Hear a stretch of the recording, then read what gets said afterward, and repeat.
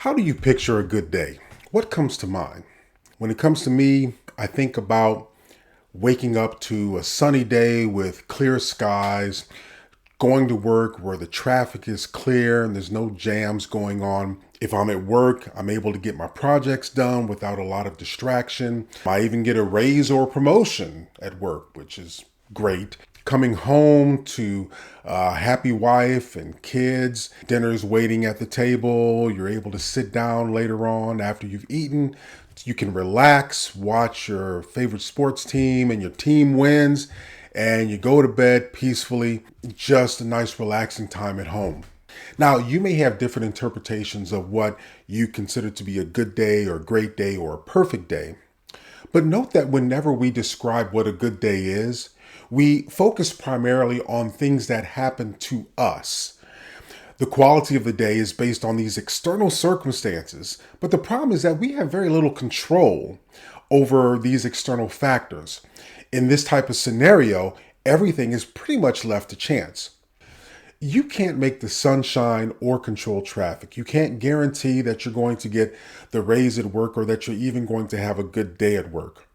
When you come home, you're more likely to see chaos than peace and tranquility and happy hugs from the wife and kids. When we base the quality of the day on these external circumstances, we become subject to the circumstances. In addition, we run the risk of allowing our demeanor to be determined by those external circumstances. And in effect, especially if we're having a bad day, we could actually spread that negativity to other people, making things worse. So I have a question. In your vision of a great day, what are you bringing to the table to realize that vision? Are you a spectator waiting for things to happen to you, or are you an active participant? What if we decided to flip the script on this a bit?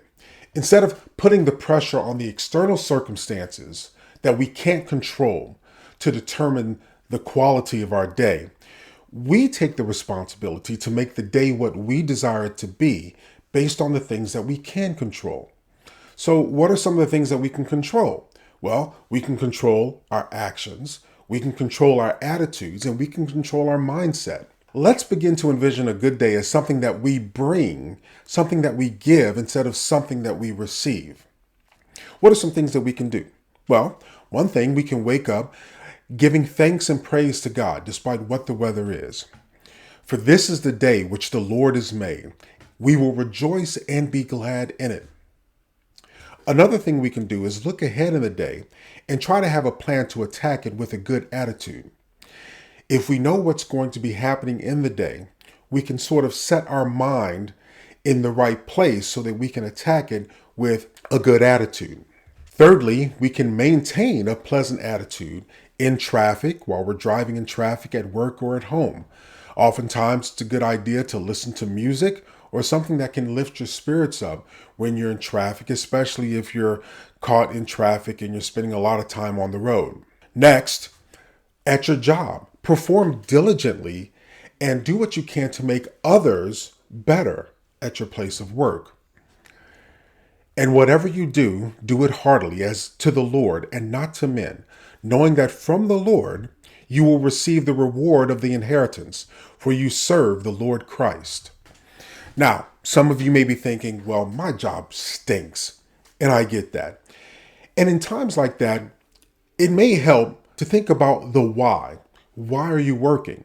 More than likely, you're working because you're trying to provide for your family and those that you're responsible for. And another thing you could do is also consider taking steps to make a change in your career. This could be taking classes outside of work, reading up, or developing new skills, things that you may enjoy. Taking these steps can sow the seeds of change that can help you to endure what you're going through at work and perhaps even enjoy where you are at your current place of work. When you're at home, one thing you can certainly do is show love to your family even after a hard day of work, doing what you can to make their day better.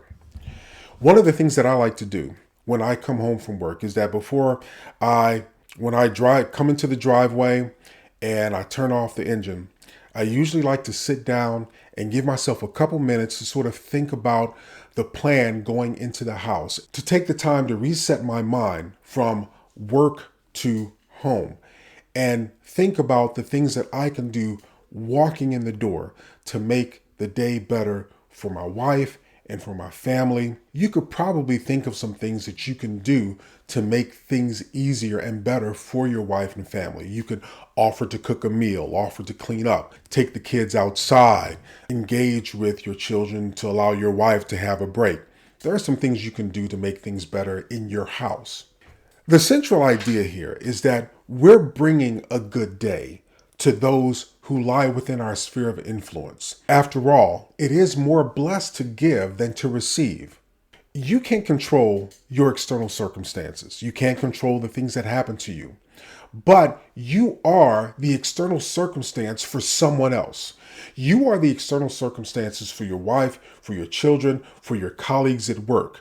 You're their external circumstances. And that actually gives you power to make a better day for someone else.